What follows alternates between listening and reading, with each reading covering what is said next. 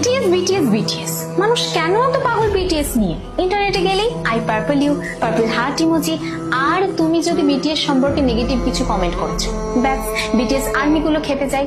তারপর ভাবলাম এটা নিয়ে একটু জানা দরকার, কেন একটা জেনারেশন শুধুই পাগল একটা মিউজিক ব্যান্ডের জন্য। তারপর ইন্টারনেট ঘেটে আমি বিটিএস সম্পর্কে এমন কিছু ফ্যাক্ট জানলাম সেটা তোমাদেরও জানা দরকার ট্রোল করার আগে। আমরা যদি ভারতের দিকেই তাকাই, তোমরা বিটিএস আর্মিদের ডেডিকেশন দেখলে অবাক হয়ে যাবে।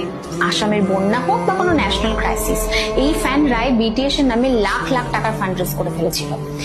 কেউ আবার বিটিএস মেম্বারদের নামে নক্ষত্র কিনছে, কেউ আবার বিটিএস মেম্বারের জন্মদিনে মুম্বাইয়ে কোটি কোটি টাকা খরচা করে বিলবোর্ড দিচ্ছে। আমাদের দেশেই কোরিয়ান ল্যাঙ্গুয়েজ শেখার একটা ইকোনমি তৈরি হয়েছে, আর এই জেনজি গুলো মশলা জাতীয় আনহেলদি ফুড ছেড়ে র্যামেন খাচ্ছে শুধুমাত্র একটা ব্যান্ডের জন্য। তাদের ইনফ্লুয়েন্স ঠিক কতটা পাওয়ারফুল একটা উদাহরণ দিলেই বুঝতে পারবে।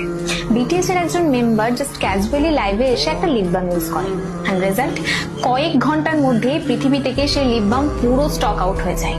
তারা যে সমস্ত জায়গায় তাদের মিউজিক ভিডিওগুলো শুট করে, সেই সমস্ত জায়গায় প্রায় লাখ লাখ টুরিস্ট ঘুরতে আসে শুধুমাত্র সেই জায়গাটা দেখার জন্য।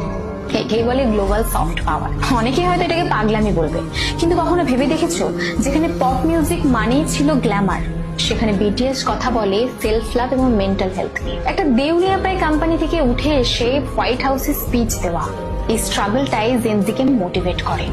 তারা তাদের ফ্যানদের বা আর্মিদের সাথে এমন একটা রিলেশনশিপ তৈরি করেছে যেটা বর্তমানে লোনলি জেনারেশনের কাছে বিশাল বড় একটা সাপোর্ট সিস্টেম। আসলে আমি বুঝি না আমাদের দেশে কেন তাদেরকে নিয়ে সস্তা জোকস এবং ট্রোল করা হয়, কারণ কঠোর পরিশ্রম এবং ট্যালেন্টকে সম্মান করতে জানলে হয়তো আমরাও অনেক দূরে এগিয়ে যেতাম।